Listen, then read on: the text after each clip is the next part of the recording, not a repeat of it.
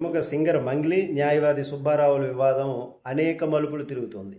Suspense థ్రిల్లర్గా ఒక సినిమాను తలపించేటటువంటి విధంగా రోజుకొకలాగా, గంటకొకలాగా. ఈ క్రమంలోనే ఆమె తాజాగా సిపి సజ్జనార్ను కలిశారు. ఇదే కేసులో పంజాగుట్ట పోలీస్ స్టేషన్లో ఇప్పటికే హైడ్రామా చోటు చేసుకున్నటువంటి విషయం తెలుసు కదా.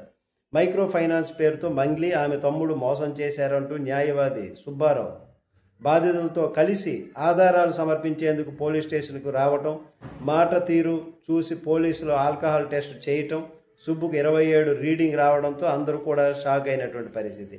మరి మైక్రో ఫైనాన్స్ పేరుతో తాను డబ్బులు వసూలు చేశానని న్యాయవాది సుబ్బు చేస్తున్నటువంటి ఆరోపణలో అవాస్తవమని మంగ్లీ ఇప్పటికే పోలీస్ స్టేషన్కు వెళ్ళి తెలిపారు. ఆయన చెప్పినటువంటి దానిలో వాస్తవం ఉంటే ఆధారాలు చూపించాలని కూడా ఆమె కోరారు. ఈ క్రమంలోనే తాజాగా సిపి సజ్జనార్ని ఆమె కలిశారు. ఎలాంటి ఆధారాలు లేకుండా తన మీద ఇట్లాంటి దుష్ప్రచారాలు చేస్తున్నాడు, అందుకు కారణమైనటువంటి అడ్వకేట్ సుబ్బారావు పైన కఠిన చర్యలు తీసుకోవాలి అని విన్నవించుకుంది. అదే సమయంలో మైక్రో ఫైనాన్స్ పేరుతో మోసపోయినటువంటి బాధితులకి న్యాయం చేయాలని కూడా కోరారు. డబ్బు కాజేసిన అసలు వ్యక్తులను పట్టుకోవాలని మంగ్లీ కోరడంతో నెటిజన్లు ఆమెకు మద్దతుగా ఇప్పుడు నిలుస్తున్నారు.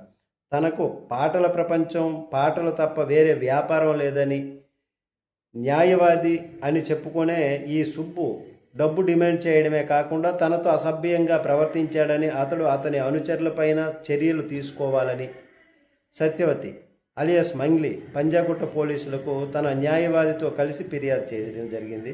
అనంతరం ఆమె మీడియాతో కూడా మాట్లాడారు. ఎవరైనా డబ్బులు వసూలు చేస్తే వారిపైన కఠిన చర్యలు తీసుకోవాలి, బాధితులకు న్యాయం చేయాలని కూడా డిమాండ్ చేశారు.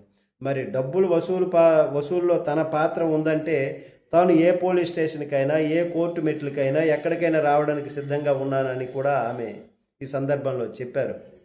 అయితే డబ్బులు కట్టలు ఉన్నటువంటి వీడియోలో డబ్బులు ఎక్కపెట్టేది తన సోదరుడు కాదని, అనవసరంగా అతన్ని ప్రచారం చేస్తున్నారని, అన్యాయం అని చెప్పుకొచ్చారు.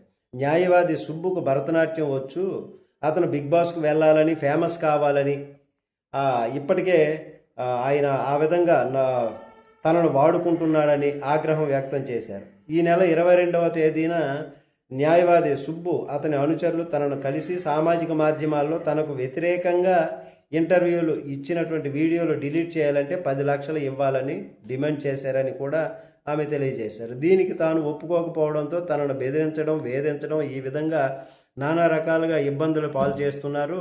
ఒక సెలబ్రిటీని అయినటువంటి నేను ఇట్లాంటి తప్పులు చేయాల్సినటువంటి అవసరం లేదు.